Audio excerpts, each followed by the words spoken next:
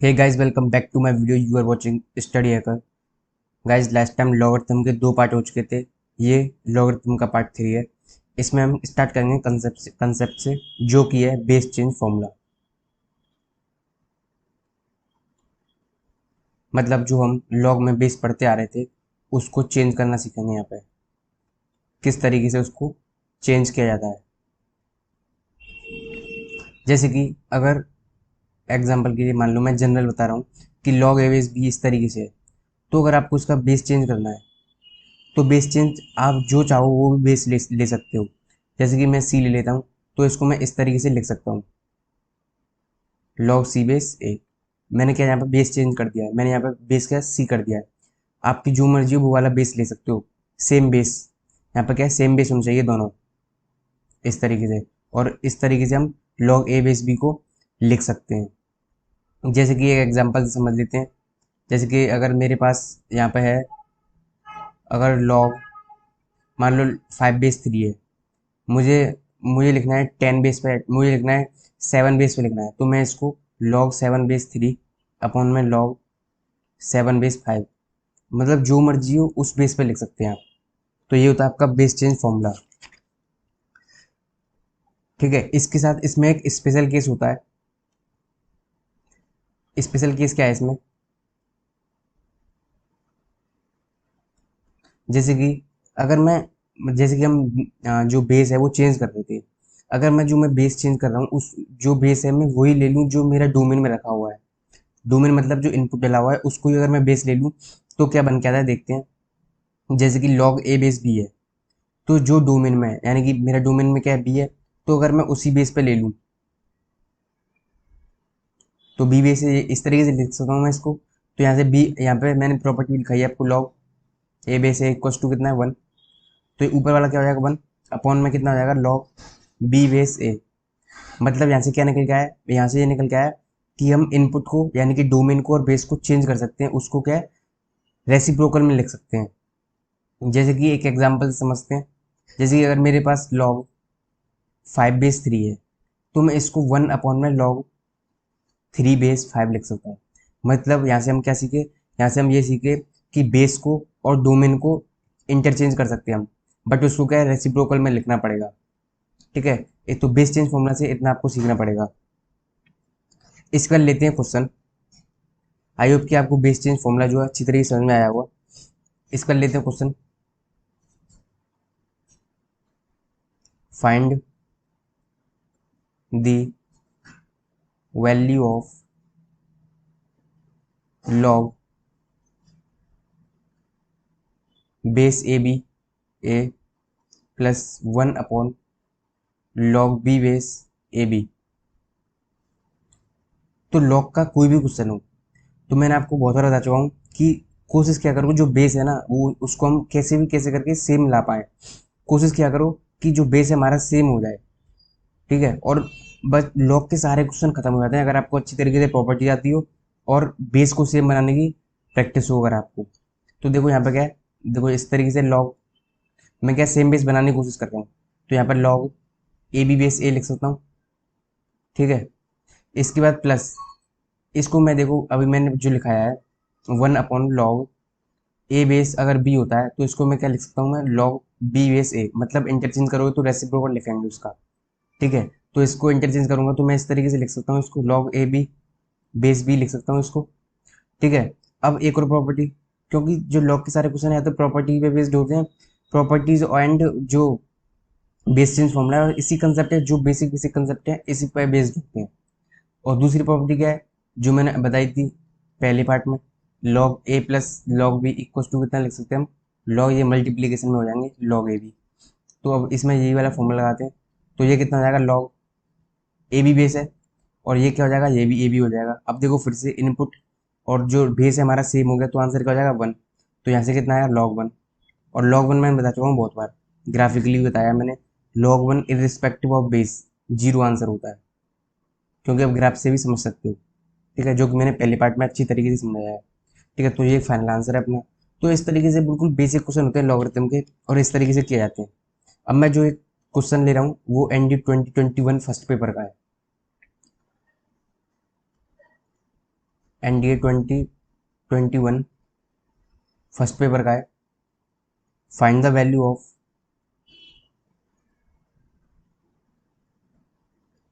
Log नहीं, यहाँ पे 1 upon log 2 n factorial plus 1 upon log base 3 n factorial plus के 1 अपॉन log 4 n फैक्टोरियल। इसी तरीके चलता है 1 अपॉन log n फैक्टोरियल। तो हमें इसकी वैल्यू निकालनी थी और इसके ऑप्शन भी दे रखे थे, जैसे मान लो 0 1 2 3, ठीक है, ये ऑप्शन दे रखे थे। इसमें ऑप्शन में भी थोड़े से इधर उधर हो सकते हैं, बट जो क्वेश्चन है वो बिल्कुल एज इट इज यही था एनडी 2021 फर्स्ट पेपर में। तो मैंने क्या बताया आपको, बेस चेंज मत कैसे भी कोशिश करो, जो बेस है ना उसको सेम ले आए, बस कैसे भी करके बेस सेम आ जाए, बस क्वेश्चन जो है सॉल्व हो जाता है बस।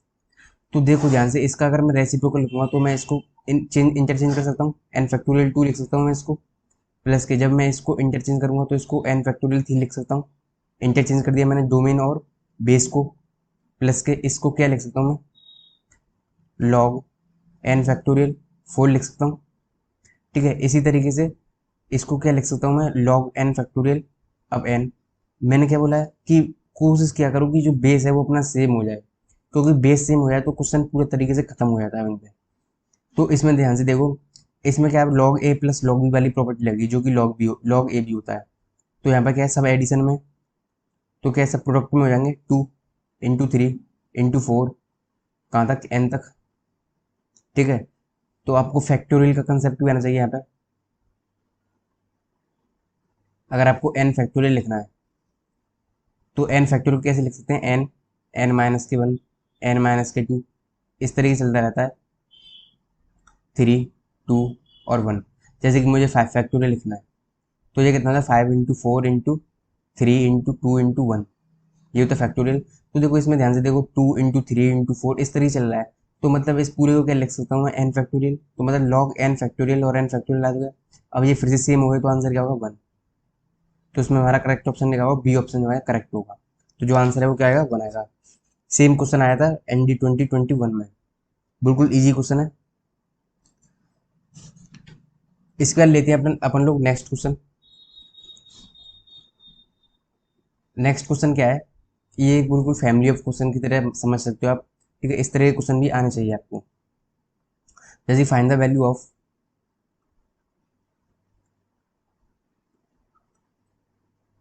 Log x base y, log y base z, log z base x. ठीक है, इसकी वैल्यू निकालनी है। तो पहले मैं आपको एक बात बता दूं कि जब भी आपको मल्टीप्लीकेशन में अगर लॉग दिखते हैं, जैसे कि इस केस में हमें मल्टीप्लीकेशन में लॉग दिख रहा है, तो इसमें देखो एक्स वाई और वाई जेड भी रिपीट हो रहे हैं, तो हमेशा ध्यान रखना इसमें बेस चेंज प्रॉपर्टी लगेगी। ठीक है, क्योंकि बेस चेंज प्रॉपर्टी से क्या होगा कि ये एक दूसरे को काट देंगे। कैसे, जैसे कि इसको क्या मैं लॉग बेस 10 पर ले लो, किसी बेस पे ले सकते हो, आपकी कोई मर्जी है। तो इसको मैं लॉग वाई अपन में लॉग एक्स लिख सकता हूँ।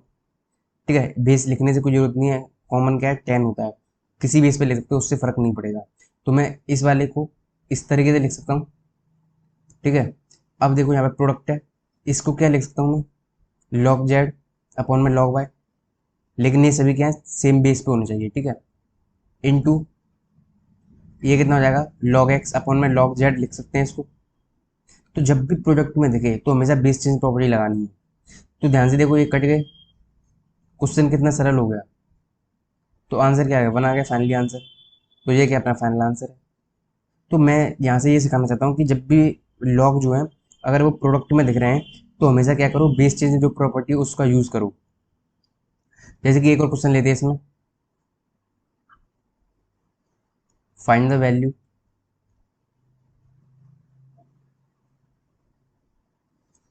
Log 2 base 3, log 3 base 4,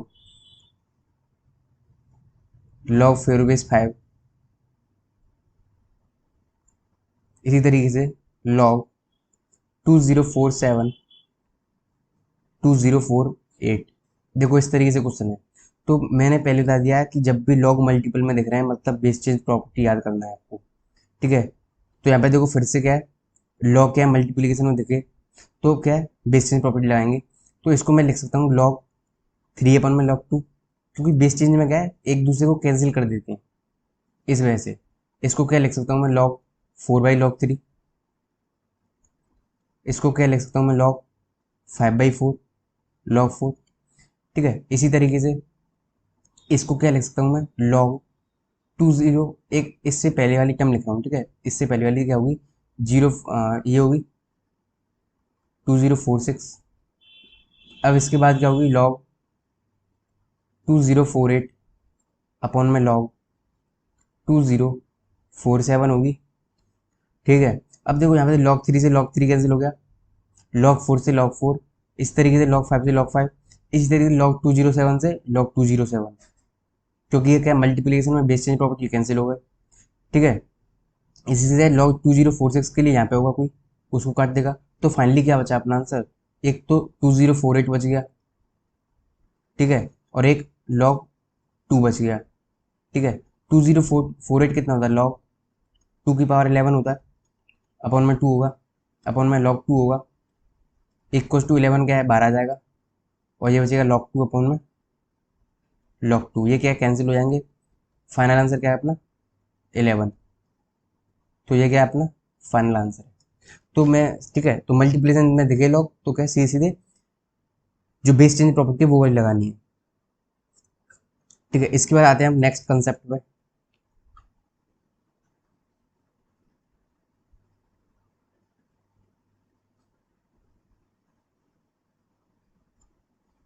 next concept क्या है अपना,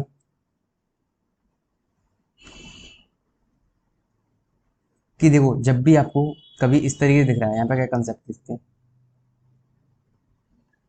जब भी आपको a की power log a base b अगर इस तरीके से लिख रहा है तो इसका जो आंसर होता है वो b होता है। ठीक है, ये आपको इंटीग्रेशन में पढ़ना है, इंटीग्रेशन में सॉरी डिफरेंशियल इक्वेशन में, वहाँ पे भी एज ए इंटीग्रेशन में यूज होगा, ये प्रॉपर्टी में यूज होता है इंटीग्रल फैक्टर निकालते हैं जब। ठीक है, तो ये वाली प्रॉपर्टी आप याद रखना, a की power log a base b, यानी कि जो बेस है और उस और यहाँ पे जो j है a है और यहाँ पे ये बेस है, ये अगर सेम सेम हो गए तो जो डोमेन होता है आंसर वही हो जाता है। ठीक है, तो ये वाली जो प्रॉपर्टी आपको याद रखनी है।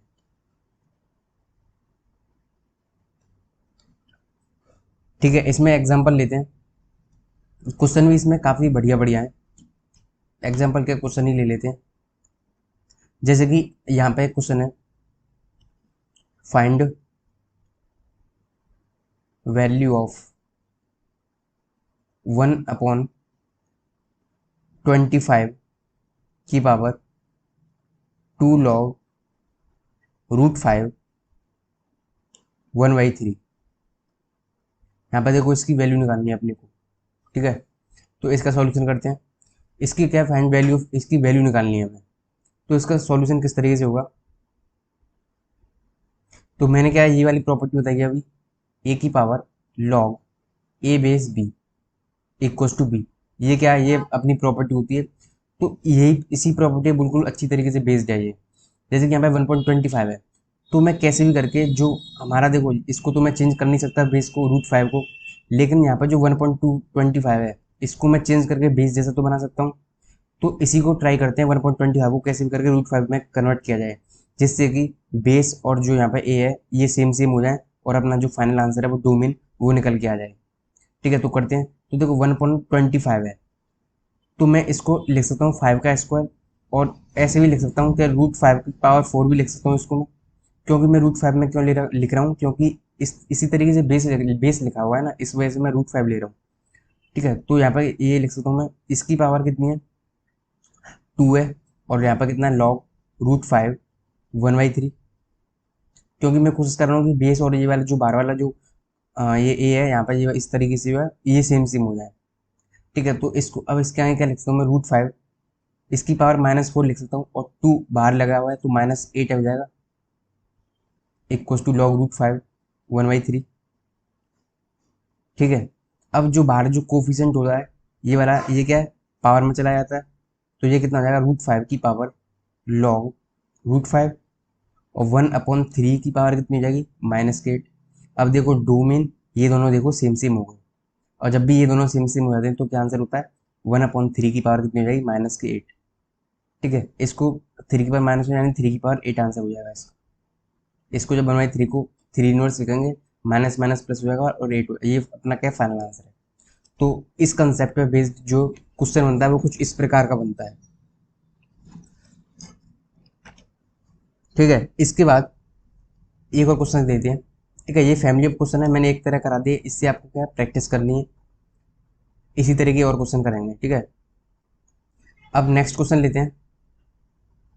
फाइंड द वैल्यू ऑफ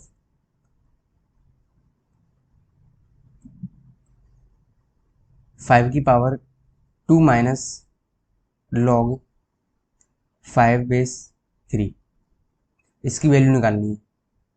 तो देखो ये वाला क्वेश्चन किस तरीके से होगा, 5 की पावर 2 है। ठीक है, तो देखो 5 की पावर 2 लिखेंगे यहाँ पे, ऊपर माइनस में तो यहाँ पे लिख सकते हैं हम 5 की पावर लॉग 5/3। ठीक है, क्योंकि ऊपर क्या पावर माइनस में थी। अब 5 का स्क्वायर कितना होता है, 25 होता है, अपॉन में 5 की पावर लॉग 5/, सेम सेम हो गया, तो आंसर क्या 3 होगा। तो ये क्या इसका फाइनल आंसर है। ठीक है, अब इसके बाद एक और कंसेप्ट आता है। ये वाला जो कंसेप्ट है वो काफी ज्यादा बढ़िया है।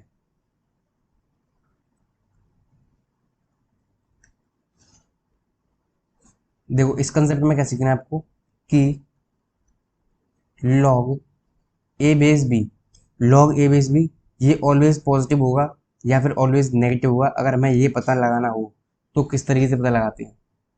तो लॉग a/b है, तो मुझे अगर ये ऑलवेज पॉजिटिव होगा, ये always log a/b always positive होगा, कब, इस पे क्या कंडीशंस लगी हैं, कब होगा, जब a की वैल्यू 1 से बड़ी हो और b की वैल्यू भी 1 से बड़ी हो, या फिर या तो ये कंडीशन सही हो, या फिर a की वैल्यू भी 0 से 1 के बीच में हो और b की वैल्यू भी 0 से 1 के बीच में हो। इन दोनों में से कोई भी कंडीशन हो तो लॉग ए बी है वो हमेशा पॉजिटिव होगा। ठीक है, जैसे कि मैं अगर आपको एग्जांपल से समझाऊं, जैसे कि लॉग 1/√2, और यहाँ पे भी मान लेते हैं 1/√3 है, तो ये क्या होगा, ये कम्प्लीटली पॉजिटिव है या कम्प्लीटली नेगेटिव है। अगर मुझको ये अगर ये बताने का काम मिले तो किस तरीके से बताऊंगा मैं। तो देखना यहाँ पे ए और बी किस तरीके से लिखे हुए हैं। तो 1/√2 क्या 0 से 1 के बीच में होता है, और 1/√3 क्या होता है, ये भी 0 से 1 के बीच में होगा। ठीक है, तो इसका आंसर क्या होगा, ये क्या होगा, ऑलवेज पॉजिटिव होगा, इसकी वैल्यू नेगेटिव में नहीं आएगी, ये क्या है 0 से बड़ा ही होगा। ठीक है, यहाँ पर तो मैंने 0 से 1 के बीच में किस लिए थे, पहला पहला मैंने एग्जाम्पल बता दिया। दूसरा एग्जाम्पल किस तरीके से समझाना है, कि अगर लॉग 2/3 हुआ, ठीक है, तो ये भी ऑलवेज पॉजिटिव होगा, क्योंकि इसका जो ए है वो भी ग्रेटर देन 1 है और बी भी क्या है, ग्रेटर देन 1 है। तो सीधे सीधे कहने का मतलब है, अगर ए और बी या तो दोनों एक से बड़े होने चाहिए दोनों, या फिर दोनों 0 से 1 के बीच में होने चाहिए। ठीक है, उस केस में ये पॉजिटिव होता है। लेकिन इसी में एक सेकंड कंसेप्ट आता है, अगर लॉग a/b ये क्या हो जाएगा, कंप्लीटली नेगेटिव हो जाएगा, जब ए की वैल्यू क्या हो, इफ ए की वैल्यू 1 से बड़ी हो और जो बी की वैल्यू है वो क्या हो, 0 से 1 के बीच में हो, या फिर या तो ये कंडीशन सही हो, या फिर ए की वैल्यू 0 से 1 के बीच में हो और बी की वैल्यू क्या हो, 1 से बड़ी हो। अब इन दोनों में से जो कंडीशन फिट बैठेगी तो फिर लॉग a/b होगा वो कंप्लीटली नेगेटिव होगा। इसमें भी देखो एग्जांपल से अगर मैं समझाऊं, तो जैसे कि अगर मान लो लॉग 1/√3 या 1/2 कर लेते हैं, 1/2 अगर 5 हुआ यहाँ पे, अगर इस तरीके से, अब ये कम्प्लीटली नेगेटिव होगा या कम्प्लीटली पॉजिटिव होगा, तो इसको चेक करेंगे। देखो अगर इसका ए देखा जाए तो 0.5 है, जो कि 0 और 1 के बीच में आता है, लेकिन जबकि इसका बी है वो 1 से बड़ा है। ठीक है, तो क्या है, इसमें ये वाली कंडीशंस लग रही हैं, तो ये क्या होगा, कम्प्लीटली नेगेटिव होगा, 0 से छोटा होगा, ये इसकी जो वैल्यू आएगी वो 0 से छोटी आएगी। ठीक है, इसी के साथ अगर मैं दूसरा एग्जाम्पल समझाऊं, जैसे कि लॉग 5/1/3 अगर इस तरीके से है, तो इसका जो ए है वो क्या है, इसमें कौन सी कंडीशन लग रही है, ए इसका क्या है, ए वाली कंडीशन लग रही है, ए तो 1 से बड़ा है, बट जो बी है वो क्या है 0 से 1 के बीच में है, तो इसकी वैल्यू क्या होगी, कम्प्लीटली नेगेटिव हो जाएगी। ठीक है, तो यहाँ पर ये दोनों कंडीशन से आपको अच्छी तरीके से समझ में आनी चाहिए। ठीक है, इसके बाद मैंने जो ग्राफ थे वो समझा दिए थे, बट चलो मैं एक और बार समझाता हूँ ड्रॉ करके। ठीक है, अब पढ़ते हैं ग्राफ्स।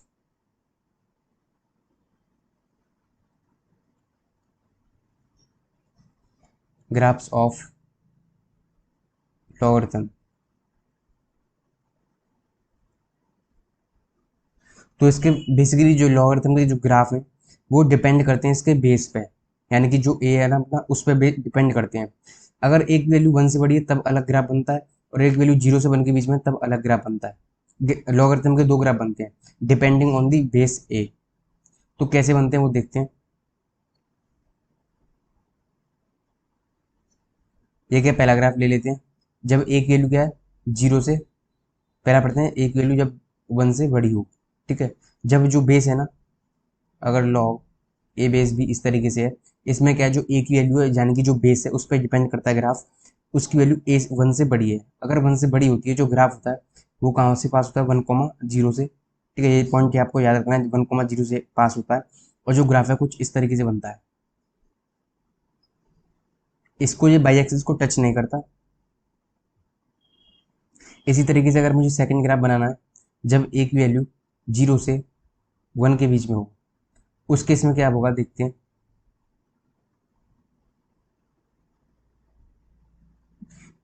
तो मैं आपकी जानकारी बता दूं कि यहाँ पर जो पॉइंट है ना इसको याद रखना 1,0। ठीक है, क्योंकि दोनों ग्राफ जो है इसी पॉइंट से पास होकर निकलते हैं। तो इसका जो ग्राफ है वो कुछ इस तरीके से बन के आता है।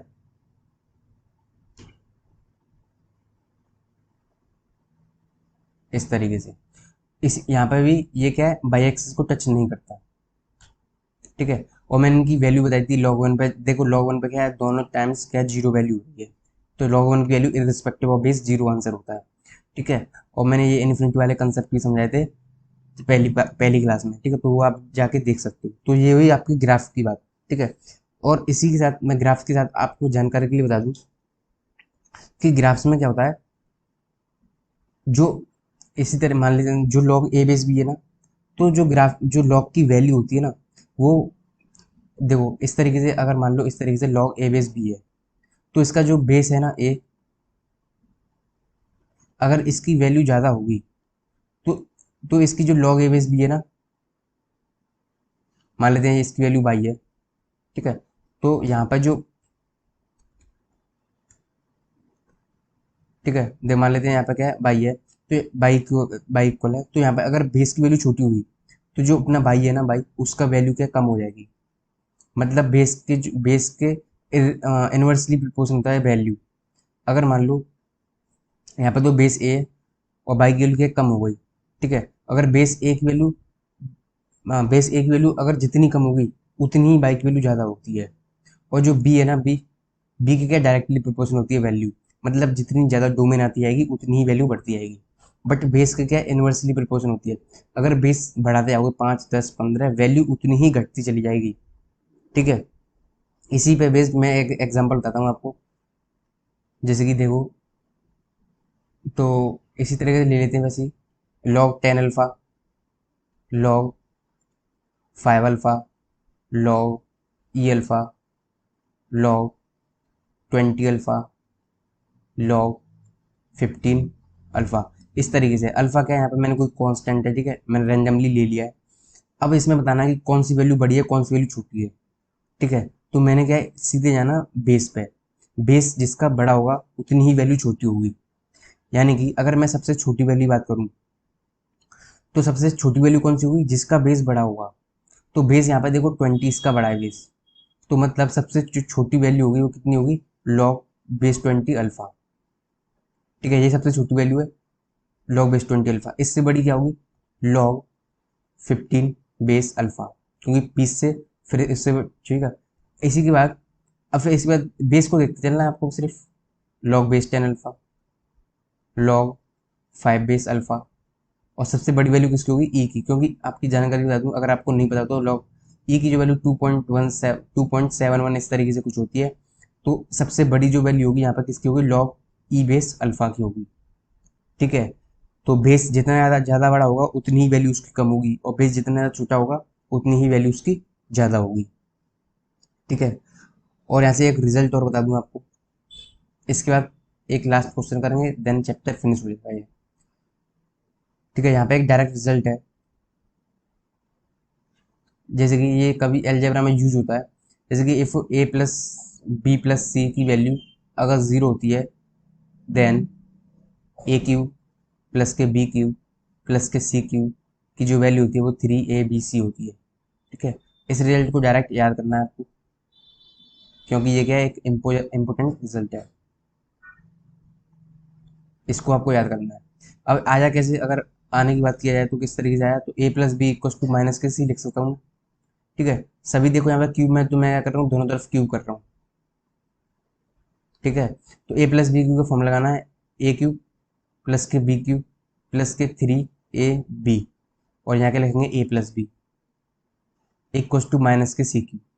और मैंने क्या लिखा था अभी, A plus B equals to minus के सी लिखा था, तो यहाँ पर देखो मैं वैल्यू रखूंगा, ए क्यू प्लस के बी क्यू प्लस के 3AB, ए प्लस बी की वैल्यू कितनी है, माइनस के सी इक्वस टू माइनस के सी क्यू।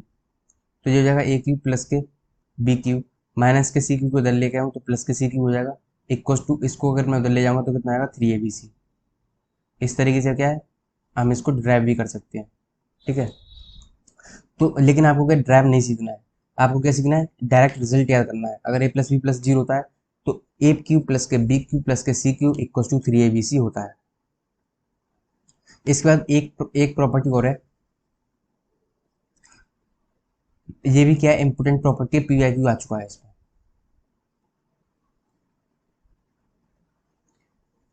अगर मान लो ए यहाँ पे है, इसकी power log b base C है, तो मैं इसको इस तरीके से लिख सकता हूँ, सी की पावर लॉग बी बेस ए। मतलब अगर मैं सीधी सीधी देता हूँ तो यहाँ से हमने क्या सीखा, तो इससे हमको ये सीखने को मिलता है कि हम क्या है, जो यहाँ पे ए है ना और इसको सी है, इसको क्या दोनों को सफल कर सकते हैं।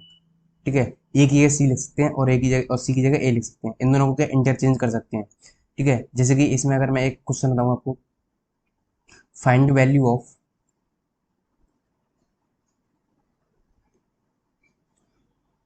2 की पावर लॉग 5 बेस 3 माइनस 3 की पावर लॉग 5 बेस 2, इस तरीके का अगर क्वेश्चन है, इसकी वैल्यू पूछेगा कि इसका वैल्यू क्या होगी। ठीक है, ऑप्शन दे देगा, उसमें 0 होगी या 1 होगी या 2 होगी या नॉट डिफाइन होगी। ठीक है, इस तरीके से अगर दे दे तो इसको कैसे सॉल्व करेंगे, तो ये वाली प्रॉपर्टी आपको अच्छी तरीके से याद होनी चाहिए। ठीक है, इससे अच्छे लेवल के क्वेश्चन बन जाते हैं इसमें। ठीक है, तो इसमें देखो बस क्या, सिर्फ इंटरचेंज करना है, या तो पहले वाले को इंटरचेंज कर लो या फिर दूसरे वाले को। अगर देखो इस वाले को अगर मैं इंटरचेंज करता हूँ तो 3 यहाँ पर नीचे आ जाएगा, और ये लॉग 5 बेस रहेगा सेम, और जो 2 है वो यहाँ पे आ जाएगा। ठीक है, इन दोनों को क्या इंटरचेंज करना है, इसको क्या एज चीज लिखे देना। अब देखो ये दोनों सेम सेम हो गए, तो यहाँ से क्या कैंसिल हो जाएंगे, तो आंसर क्या आएगा अपना 0। ठीक है, तो ये वाली प्रॉपर्टी आपको याद रखनी है, मेरे कहने का मतलब ये है, अगर ए की power log b base C है इक्वल टू सी की पावर लॉग बी बेस ए हो जाएगा, यानी कि ए और सी जो है वो इंटरचेंज हो जाएंगे। तो लॉगरिथम में जितना भी था वो यहाँ पे होता है एंड। इसके बाद आपको प्रैक्टिस करनी है, प्रैक्टिस क्वेश्चन आपको ग्रुप में मिल जाएंगे। ठीक है, अगर आपको डाउट लग रहा है, कोई डाउट भी पूछ सकते हैं आप अपना। ठीक है, तो गाइस अगर कुछ सीखने को मिला हो और वीडियो अच्छी लगी हो तो लाइक कीजिए, एंड प्लीज चैनल को सब्सक्राइब जरूर कीजिए। Thank you.